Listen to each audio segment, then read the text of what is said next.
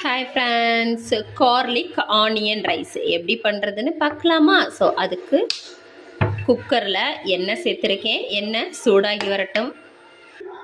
எண்ணெய் சூடாகிருச்சு. இப்போ நம்ம இதில் கொஞ்சமாக ஜீரகம், கொஞ்சமாக சோம்பு சேர்த்துக்கலாம்.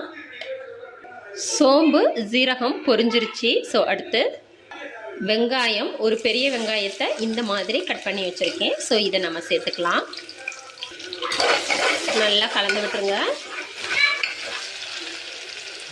அடுத்து இங்கே பாருங்கள், நான் வந்து பூண்டை உரலில் போட்டு இடித்து வச்சுருக்கேன். ஸோ இதை நம்ம ஆட் பண்ணிக்கலாம்.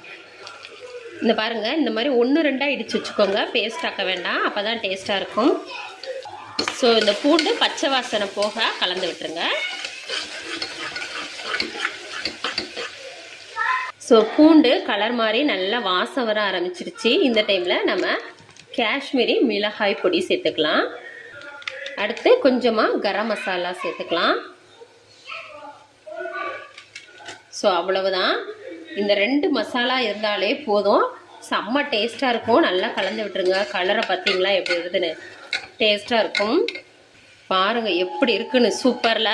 ஸோ அதுக்கப்புறம் நம்ம ரைஸ் சேர்த்துடலாம். இந்த பாருங்கள், பூண்டு வெங்காயம்லாம் நல்லா வெந்துடுச்சு. ஸோ இப்போ ரைஸ் சேர்த்திங்கன்னா நல்லா டேஸ்ட்டாக இருக்கும். ஸோ இப்போ நம்ம ரைஸ் சேர்த்துக்கலாம். ஸோ இப்போ கலந்து விடுங்க.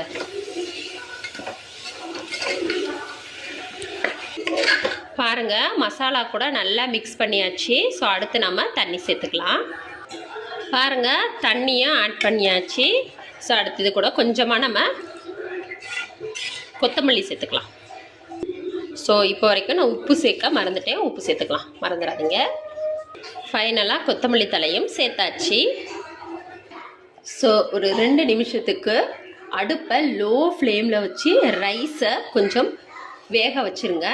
ஸோ இப்போ பாருங்கள், இந்த அளவுக்கு கொதி வந்ததும் நாம் மூடி போட்டுடலாம்.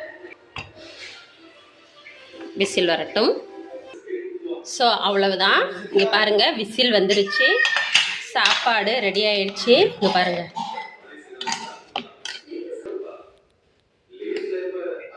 ஸோ அவ்வளவுதாங்க, சாப்பாடு ரெடி ஆயிடுச்சு. எப்படி பார்க்கும்போதே சாப்பிடணும் போல இருக்குல்ல? ஸோ எனக்கு அப்படிதான் இருக்கு. இப்போ பிளேட்டில் எடுத்து வச்சுருந்தேன், பாப்பாக்கும் தம்பிக்கும்.